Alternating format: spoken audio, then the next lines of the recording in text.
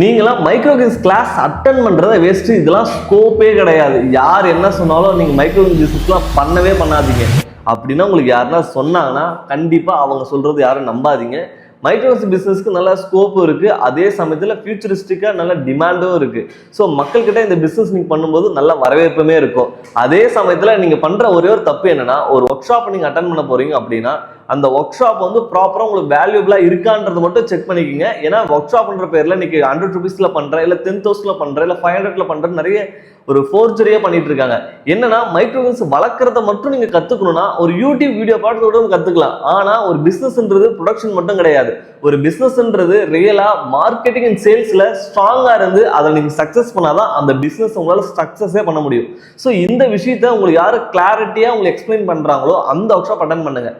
அது மட்டும் இல்லாம உங்களுக்கு அந்த விஷயத்த சொல்லிக் கொடுக்குற பர்சன் என்ன பண்றாரு, அவருடைய பிசினஸ் பேக்ரவுண்ட் என்ன, அவர் இதுக்கு முன்னாடி மார்க்கெட்டிங் சேல்ஸ்ல ஸ்ட்ராங்கா இருக்காரா, இதுக்கு முன்னாடி மற்ற பிசினஸ் ஏன்னா பண்ணி அந்த வேலை சக்சஸ் பண்ணிருக்கான்ற விஷயங்களை வெரிஃபை பண்ணுங்க. இது பண்ணிட்டு நீங்க பண்ணீங்கன்னா கண்டிப்பா உங்களால மைக்ரோகின்ஸ் பிசினஸ் சக்சஸ் பண்ண முடியும். ஸோ நானும் மைக்ரோகின்ஸ் பிசினஸ் மட்டும் இல்லாம ஃபுட் ரிலேட்டடா மல்டிபிள் பிசினஸ் பண்ணிட்டு இருக்கோம்.